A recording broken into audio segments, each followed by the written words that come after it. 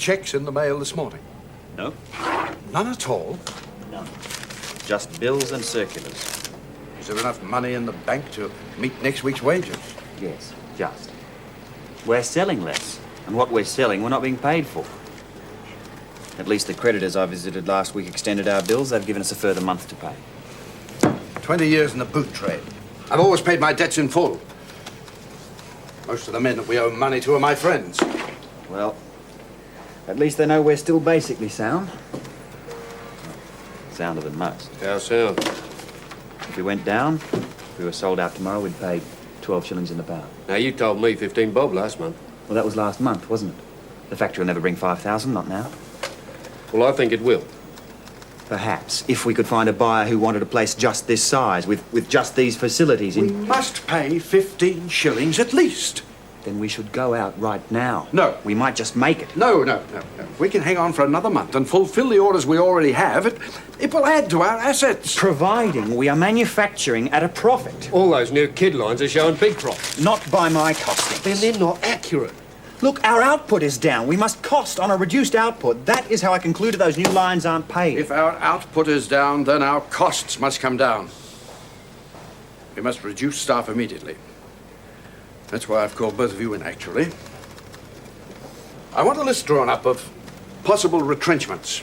People that we can do without affecting efficiency too much.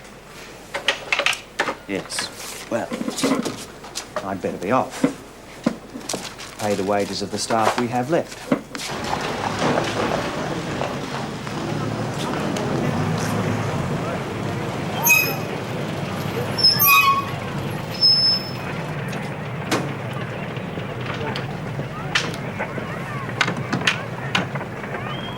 As accountant at the Modern Shoe Company, I was required to drive around the chain of stores, paying the employees their wages.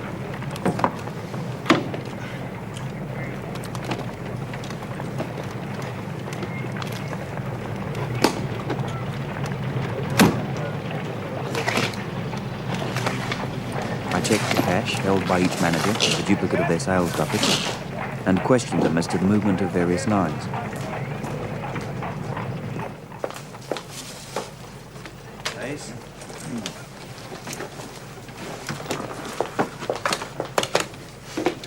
How are the wife and kiddies, Mr. Carson? Eating me out of house and home. Kathleen, my eldest, doesn't seem to stop growing. You buy her a dress, and next week she's grown out of it. And business? Oh, not too good, I'm afraid. Only took £80 last week. This week's even worse. £7 Monday, 5 Tuesday, and 12 Wednesday. You've got to drag them in by the hair. Wiley and Hal's put a boy off this week. Go on. We've got that crash bang sale, too. Coats and ties, blacks and browns at 5 and 11. Men's at 7 and 3. Ridiculous prices. At least we got one less competitor in the street. Young's going up. Couldn't keep up? His stuff was too good. You've got to stuff rubbish in a working class suburb. We've got too much good stuff. What about this one? I think that needs to... There you are. Thank you, madam. Good morning.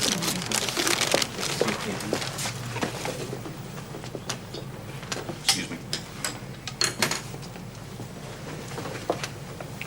Can I help you, madam? Oh, yes, I'd like a pair of shoes, please. A plain navy walking shoe. Good ones, mind. Size 5.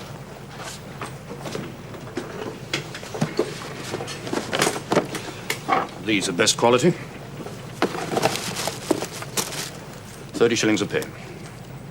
No. Do you have anything a bit more expensive? And do please hurry. I've a train to catch. Are we saying goodbye, Mr. Carlson? Marshal?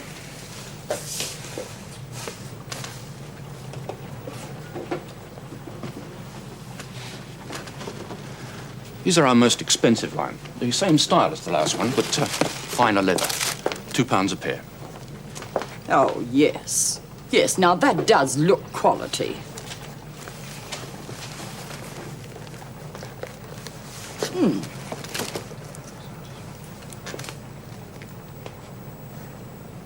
Comfortable. Yes, they're much better. I'll have these, thank you. Thank you.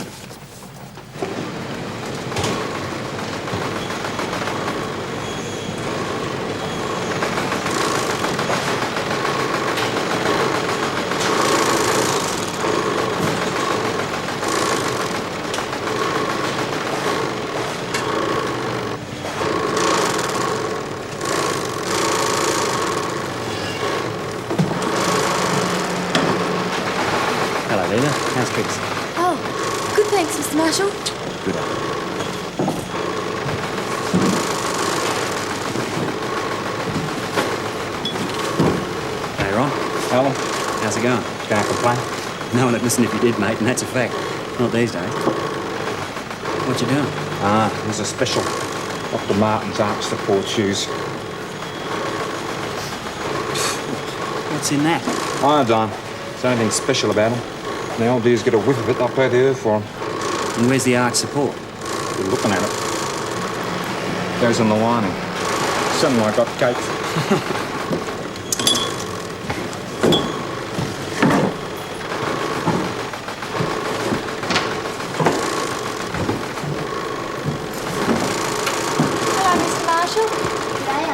Sadie. How you going? None too dusty, Mabel, all things considered. It's a nice piece of stuff, that, Mr. Marshall. It's probably better than it ought to be, the way things are going. Things always look crook if you cross your eyes, Alan. That's what my mum says. I reckon your mum ought to have tried crossing her legs the night you had, Miss Sadie. Hello, Alan. How's it going? Better than worse. See you tonight?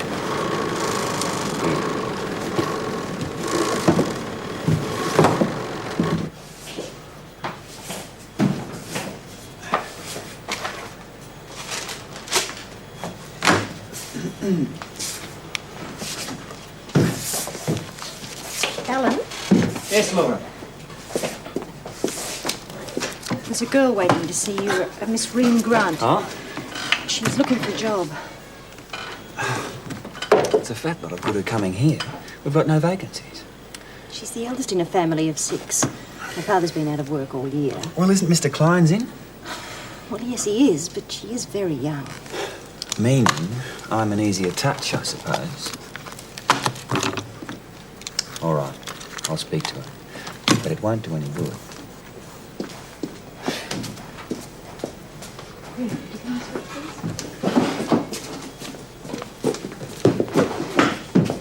This is Mr. Marshall, Reen. Hello, Reen. Pleased to meet you. Hello. How old are you, Reen? 14. When did you turn 14? Last Friday. She's typewriting, isn't she? Yes, that's right, she's typing. I've never seen anyone doing that before. I believe you're looking for work, Reen. Yes, that's right. What kind of work? Any sort of work. Anything. Well, Reen, I don't think we've got any vacancies at the moment.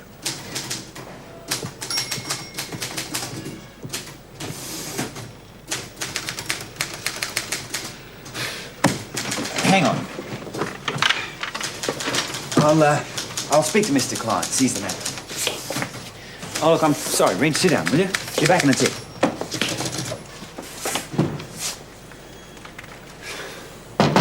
Come in.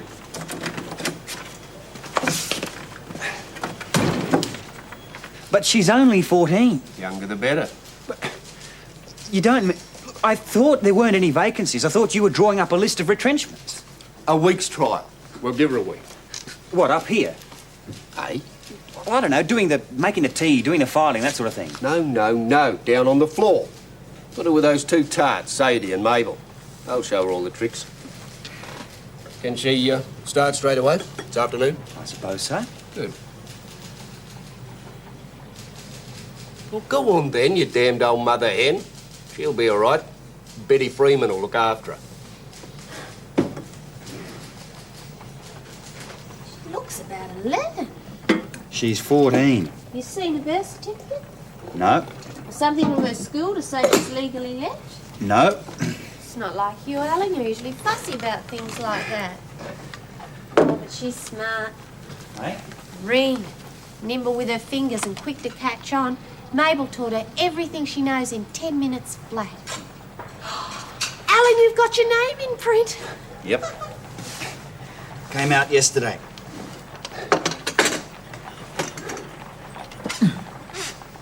It's marvellous. I haven't finished it yet, but it reads beautiful. Yeah, well, stories sort of sound better when they're published.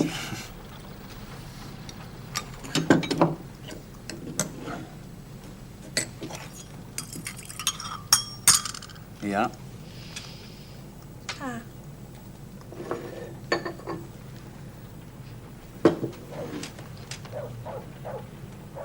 Oh, it's so sad, Alan. I'm not sure I like things to be as sad as that. You must be a really good writer being able to make people cry like that. It's one of my dad's yarns, actually. It's got your name. Oh, no. I wrote it all right. But it's one of the stories that my dad used to tell us when we were kids. That's why it's so good. But one day, I'll write stories that are really mine. Near enough for me.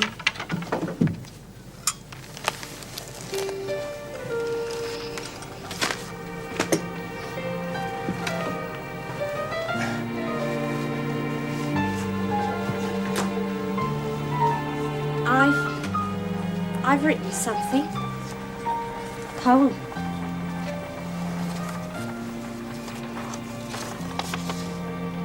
The factory girl. Just as the dawn No, is break... not now. Later, when I'm not here. All right.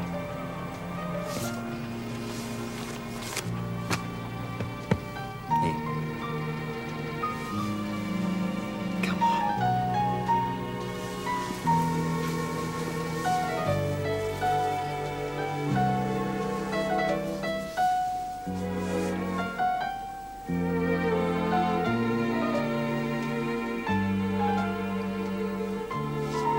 No, Alan. Please. I do want to very much.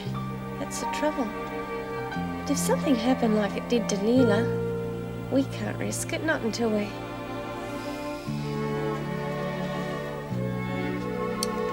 Vicky.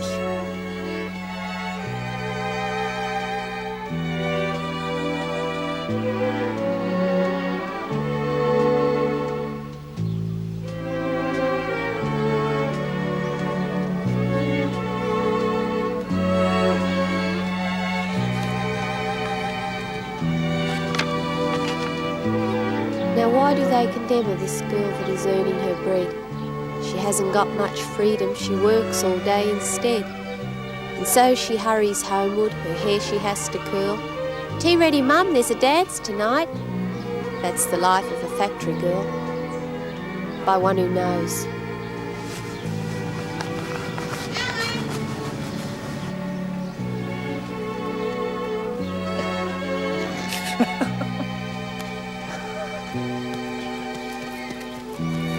Quick, before it's all gone.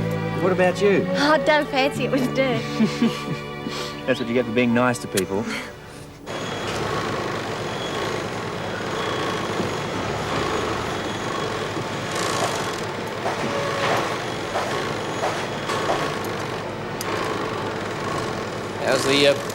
How's the new girl going? Hey, Rick. Smart as paint. Works like a demon. I'm lonely. I'd like someone to cuddle me. Is that all you're after? I'd like whatever's on offer. How about coming out with me one night? No, I never get away with that. The boyfriend would know where I was going. You could work it somehow? You mightn't be safe to go out with. Get out. I wouldn't know what to do. You'd have to teach me. Come out with me tonight. Oh, no, it's too cold these nights. I wouldn't be able to wear my scanties. Look, I could take you to a room. No, my boyfriend wouldn't let me. Come out with me. No.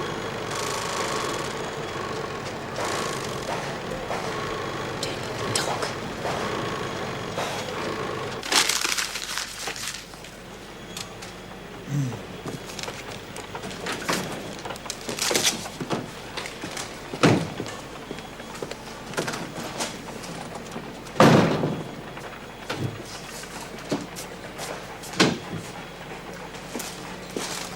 Mail card. Yeah. Oh, hooray, a new one. Look at that. Oh, please. We haven't had that before. No. Please, what, though? Good question. More paperwork.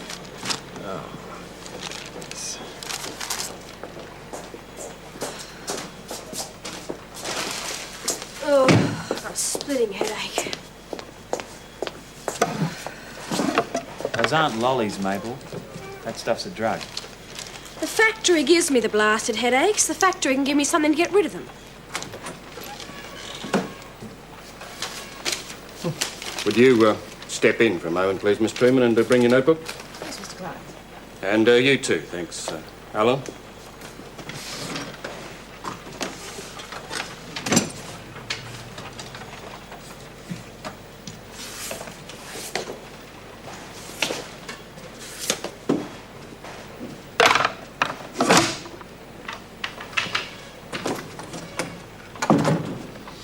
Does that girl do anything else except gobble aspirin? Those retrenchments Mr. Fulsham mentioned, Alan, you got any ideas? No. No, not really. I'll take these down, Miss Truman, so Mr. Marshall can notify those dismissed on payday. We'll take a few out of each department, the slackers and those who won't be so badly hit. Young single blokes and some of the married women. They don't work as well as the single girls. They've got kids waiting for them round the corner. Their minds are not on their job. They keep thinking about their kids. I reckon they work better. Their jobs mean more to them, especially if their husbands aren't working. I know them. They work so hard at home, they're tired before they even start. They don't get the results in the machine room. Young single girls with a bit of flesh on them, they're the sort we want. And young single blokes, like Ron Hughes. He's got no responsibilities. That sort always finds something. And that Mabel Marnie. Well, she's not married. No, but she's a slacker. Besides, that smart little new girl, Reen Grant. She can do everything Mabel can already and twice as fast. Any more really young ones like that turn up, put them on, they're cheaper. And that Leela Hales, she can go. More dead than alive lately. Draw up a list, Miss Truman, and let me see it. Yes, Mr. Klein. Don't you think we should consult the owner, Mr. Fulsham, before taking any action of this kind? Mr. Fulsham is preoccupied with his other interests. Several of them are dickier than this place. He's leaving all the decisions to me. Except the last big one, of course. Besides, he isn't the sole owner in this place. I've got quite a stake here, as have others. Hey, Alan! I believe we're going down. Eh? Bankrupt. I believe we're going bankrupt. Who told you that? It's all over the factory. Is it true? No. Things are pretty crook, all right, but we'll trade our way out. Well, just so long as our houses are all right. Our houses? Yeah, the company's got mortgages on quite a few houses, you know. Some of us swapped them for shares years ago. Yeah, that's right. They are safe, then, are they? Yeah. Safe as houses. Douglas Credit could have sold all of this, you know. But would they try it? Nah, not them. Pig-headed cows. Alan, could you do us a favour, like on Saturday? Could you pick young Ted up from the hospital, the mental joint, like in your car? Oh, yeah, all right. He's pretty right now, is he? Oh, he's cured now. Yeah, he's not cranky now. Yeah, he had the tat-house pretty bad when he went in. Gave me hell of a first week. Yeah, but he's right now.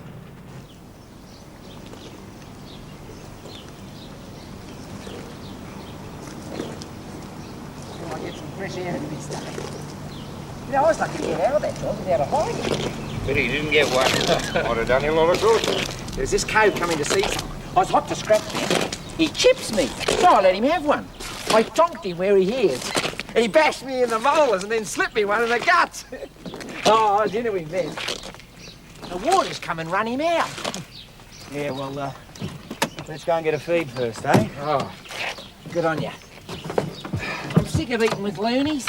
Poor buggers. Thanks, Tom.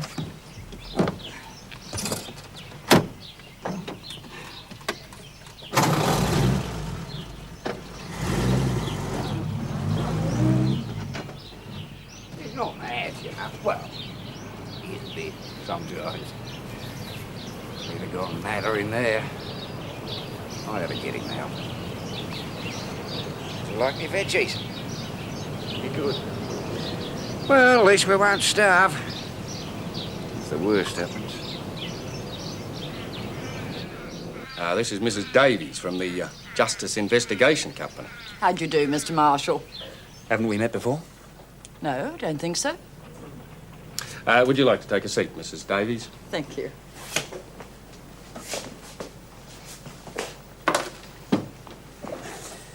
Before she left, Miss Claus called in Mrs. Davies' firm to investigate cash shortages from several of our shops. Good money after bad, I thought at the time. However, it would appear to have paid off. Perhaps if you could explain to Mr. Marshall. Certainly. Our people visited your Richmond shop on 3 separate occasions. We found the activities of one particular employee especially interesting. We now know that man's name. He was a Mr. Carlson. Branch manager, actually. Oh, dear. Anyway, on one occasion, no docket was made out for goods obtained. On another occasion, 2 purchases were made and only 1 item was shown on the docket. And on the 3rd occasion, when I was the actual operative, I was deliberately overcharged 10 shillings for a pair of shoes, and no docket was forthcoming. Yeah, I'll check the sales lists handed in by Carlson and find that on the first day that an investigator visited him, his return showed a shortage of 15 and 6. On the next day, a shortage of 10 shillings, and on the 3rd day, a shortage of a shilling. Did you and your people ever ask for dockets, or were you always in a hurry? What do you mean? I think I saw you a lot at work. What's it matter? Carlson's clearly dishonest. Yes. I suppose he is. All right. Don't go on.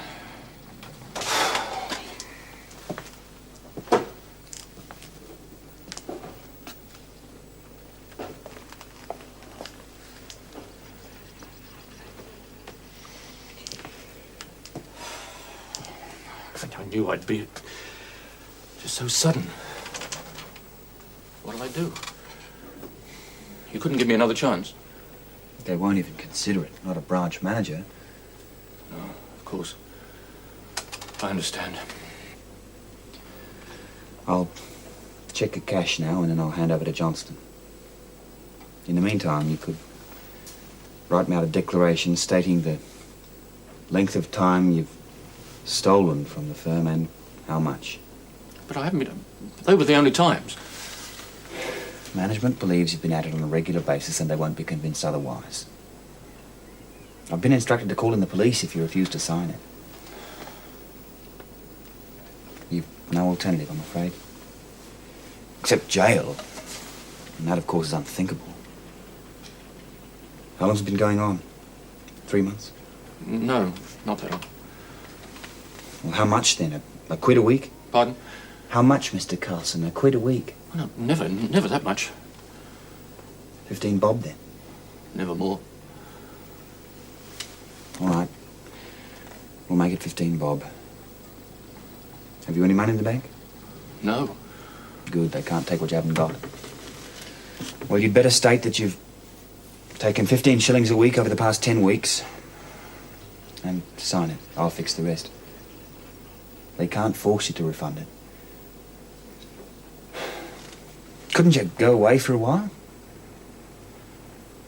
What'll I do? All right. Just make the declaration and sign it. I mean, now. What do I do now? Can't just go home. You dirty, rotten, sneaking, crawling, stinking little bitch! Oh, yes! Little sniveling sot! My job will get you lousy! Oh, mate! Stop it! She hasn't hurt you! Hurt me! Hurt me! She's pinched me job, that's all she's done! How'd you get it, eh, you big cow? Play old Clancy's game, did you, you lousy little drop!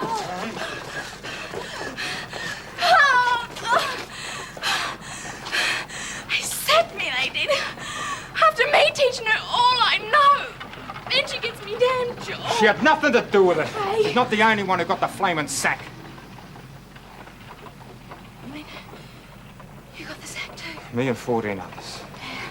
Mrs. Kendall and Doris Fisher, they both copped it. Doris has got 5 kids. And her husband's cleared out. Be a lot more following in a few weeks, you watch. The joint's going broke.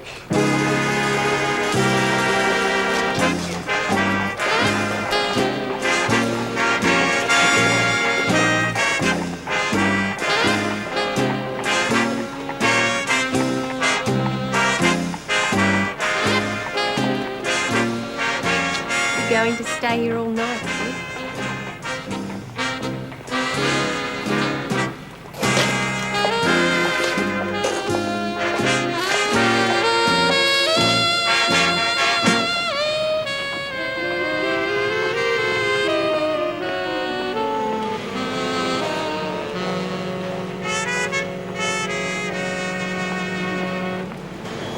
I've turned my whole backyard over to veggies now.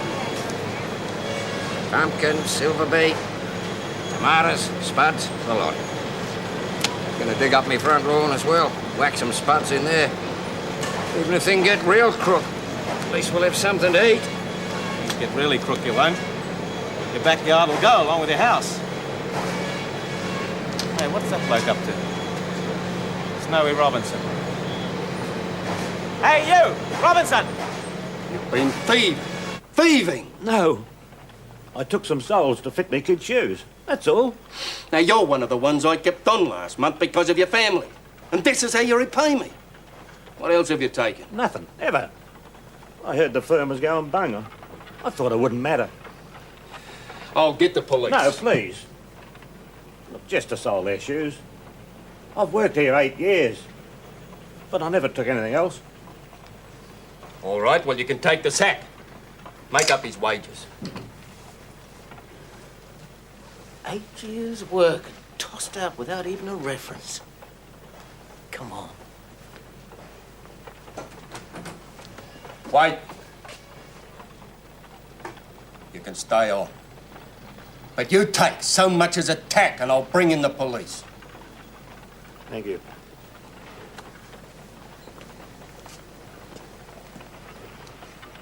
Well? I never thought I'd see the day. Nor did I. I realise how difficult trade is at present, but that doesn't release you from your obligation to at least make an attempt to reduce your account, Mr. Bentley. Yes, but you haven't paid us a penny since you bought the place 5 months ago. Now, we can't let your account run on any further. Well, that would be satisfactory to us. But how do you intend raising the money? After deducting expenses from your takings, there seems very little left. That is on these figures you've given me.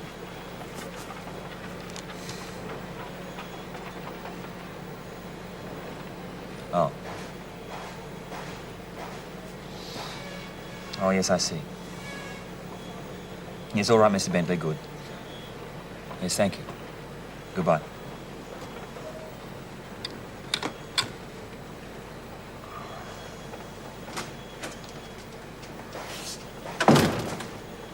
Mr. Kleins wants to see you. That was George Bentley. You remember he bought the St Kilda shop? Mm. Well, he is selling his house so he can pay us what he owes. Says he'll buy another one next year when trade looks up. Oh, damn it. Blasted, I was never meant for this. Did you draw up that list of creditors I asked you for? Yes. Did you tick the ones threatening to foreclose on us? Yes, I did. Cha. Oh, and Mr. Carell has been up, complaining about the non-arrival of supplies. Word's getting out. They're all demanding cash. Mr. Carell said there's some paste he needs urgently. What for? The paste soles on shoes will never sell?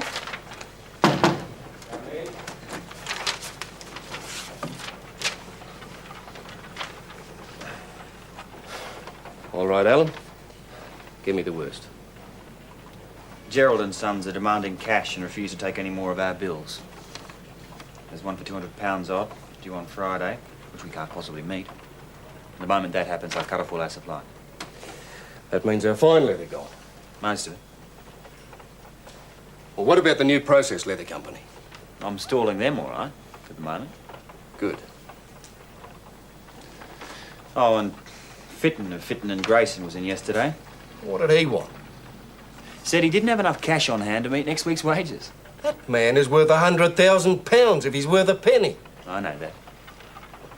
So I told him we were expecting several large amounts at the end of the month, and that we'd let him have a good, solid part payment then. Good, so he'll keep supplying. For the moment, yes. Any mail for me? No, nothing personal.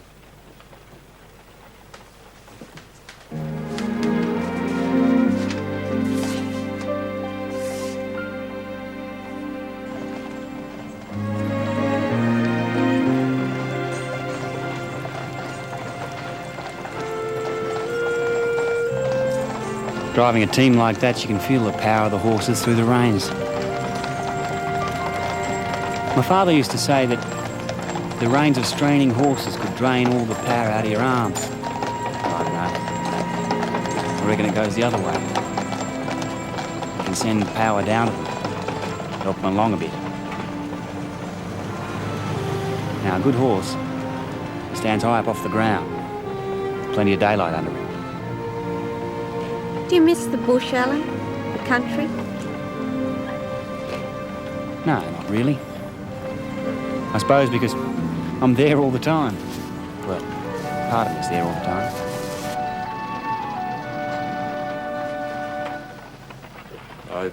I've been offered a job. Good one. Good for you. With Excelsior. Oh, yeah? The only snag is I've got to guarantee to bring some of their best machinists with me. Well, that shouldn't be too hard. They'll all be looking for work. Except Carell's up to the same lurk. Someone's made him a good offer, on the same terms. I don't know who it is. You know how he's always spoilt the girls. They'll follow him for sure. Oh, well, they mightn't. Not all of them. Chat Carell up a bit, will you? Find out what's happening. And some of the girls. Put in a word for me. And Excelsior. Stress the good conditions. I'll see what I can do. Thanks, Alan. Yeah, you would.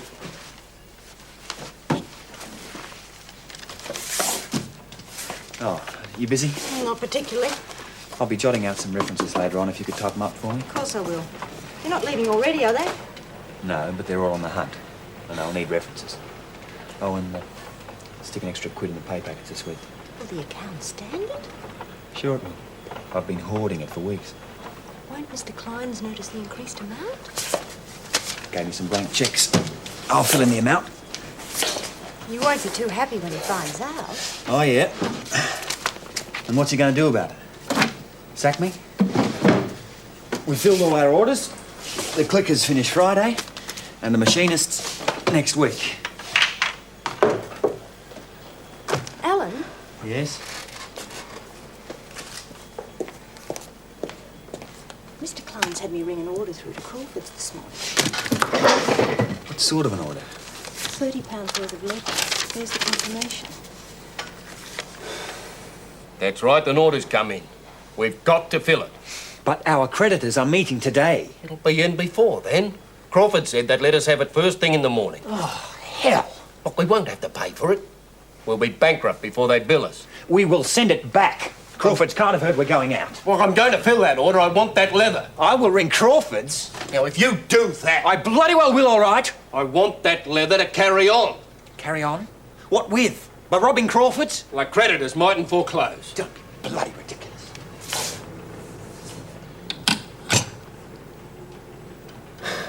It hadn't left. I just caught it. Let's hope there's nothing else I don't know. There is, actually.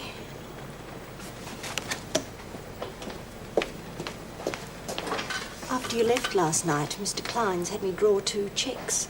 One for Excelsior Proprietary, the other for Gerald and Son. The 2 came to over £500. He delivered them personally on his way home. That's it, then. It affects the houses, doesn't it? The mortgages on the employees' houses. Yes, I'm afraid so. They'll be sold up now. I was shuffling money around to protect them. It's all gone now. Perhaps you can stop the cheques. Too late. Those blokes have been on the bank doorstep this morning. They must have thought all their birthdays had come at once when Klein walked in with those. That's his game, of course. He's going to one of them. Perhaps he's got them both lined up so he can choose. So he's kept in sweet. What time's that creditors' meeting today? 1 o'clock. Gives me just under 2 hours. I haven't got hope. The overdraft has been pushed way past the limit, the houses are at risk, and they're going to grab the mortgages. Oh, hell, I had no idea. Obviously. Well, what are we going to do? I have to get money, a lot of money, into the bank as quickly as possible before the creditors foreclose on us. Now, it's going to take a while, probably the rest of the day, but there are several big firms which owe us large amounts, and I'll get a little bit from each of them if I have to. You just make sure that that meeting doesn't close until I've rung to say I've banked the money. What's the meeting got to do with it? Well, the moment the meeting closes, we'll be wound up. Immediately those papers are signed, the auditor goes down to the bank and freezes our accounts. That money's got to be in before he leaves. You argue, bluster, do anything you like, but just delay him until I phone. But they'll miss you at the meeting. Well, tell him you don't know where I am, which will be the truth anyway. He'll probably think I've shot through on you.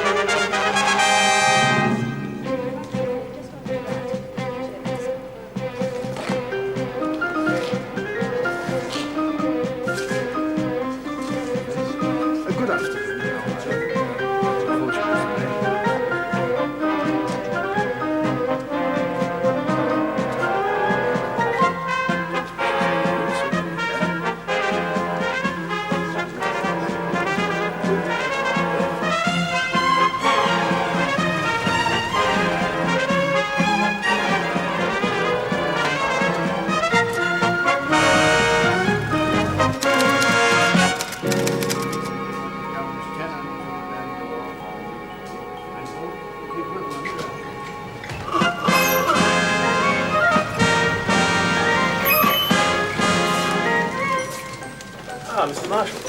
Good day, Mr. Johnson. How much cash have you in hand? Oh, about £30, I should think. That should help. I'll take it with me. Look, I'll explain it later. Come on. Oh, yes, of course. And hook every every third box down off the shelf and stick them in my car. I'll give you a receipt for them. It's all right. Of course. Hurry up. Mr. Taylor. Miss Logan. Look, I want every third box down off the shelves. Come on, quick.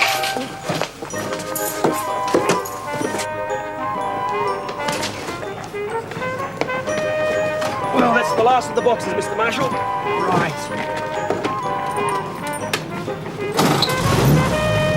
Thank you, Mr. Marshall. Thank you, Mr. Johnson.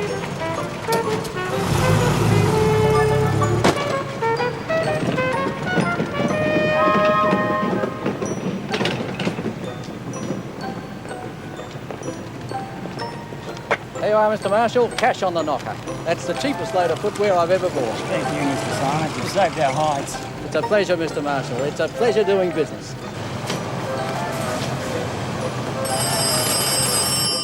Modern Shoe Company. Oh, Alan.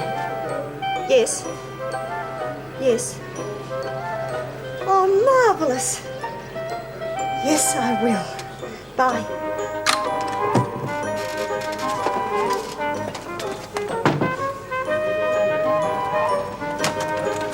Yes, what's happened? He's banked money. Mr. Marshall has banked the money. The houses are safe. Recovery, but these things do take time. And, of course, it's... Yes. Oh, thank you very much. Yes. Well, gentlemen, I feel that we should sign and get it over. Why delay the evil moment any longer?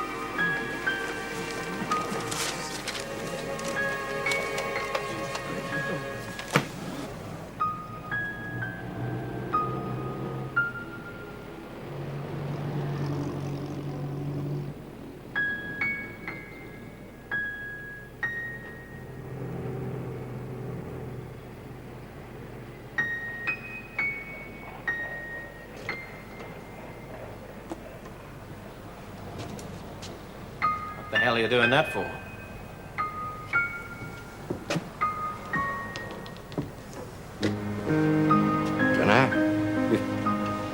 Force of habit, I suppose. Look at it all. Stopped.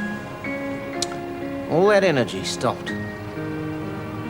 All that capacity for the production of wealth, well-being, stopped. All for the want of a little bit of credit and a planned economy.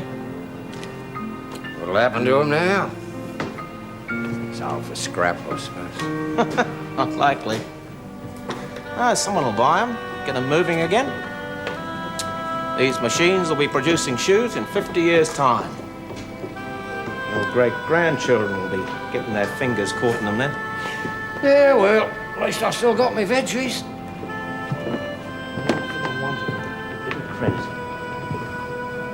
All they need to do is print more notes. Paper, that's all they need. You want to see my tomatoes?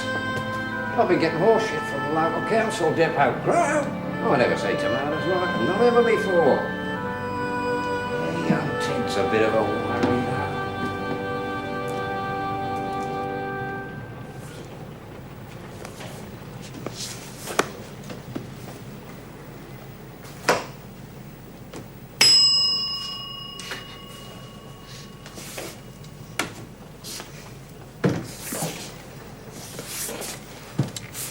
Well, what are you going to do, Laura? I think I'll take a little holiday. And I'll find something. I'll manage. I've only myself to worry about. And what about taking something before they do the inventory? Not that anyone would notice. Oh, no, really, I couldn't. Come, a souvenir. Oh, well, I've always admired that inkwell on your desk. Why not? Of course, you could always take the one on Fortune's desk. It's much grander. Oh, no, this will be fine as a souvenir. With best wishes. What about you? There's plenty of typing paper left. I'm sure that'll come in handy for you. Yes, it will. But I've got a few days' work left. And you, Ellen? What are you going to do? I don't know, Laura. I really don't know.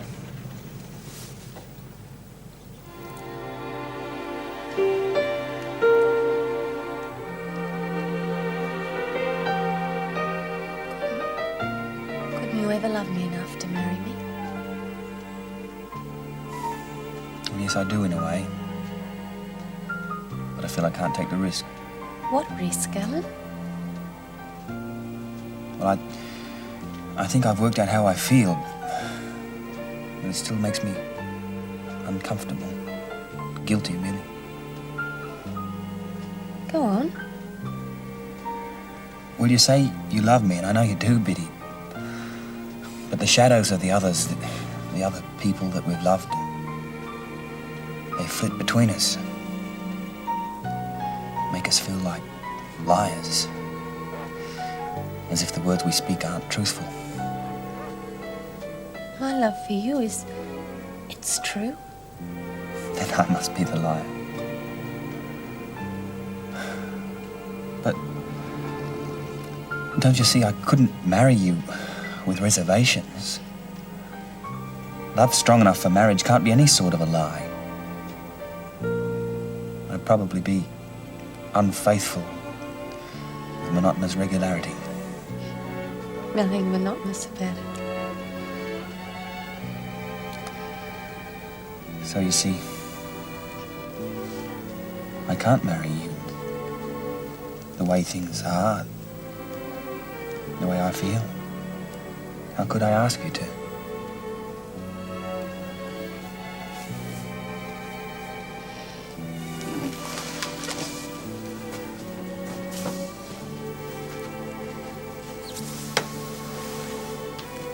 Easy, just by saying it.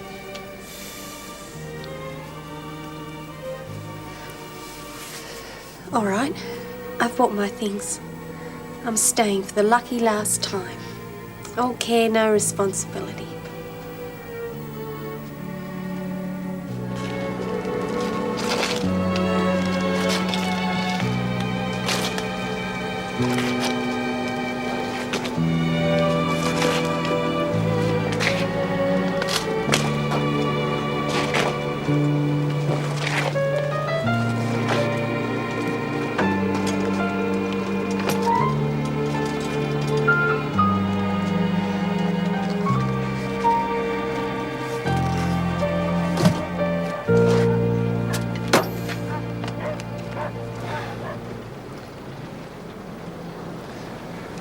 I'll write. You'd better write, Alan Marshall. That's your excuse for clearing out so I can find something to write about. And I'll be back when I'm rich and famous. I won't hold my breath. And I won't be here either when you do get back. I'll be married with a swag of kids. Life's hard enough without waiting around for blokes on crutches.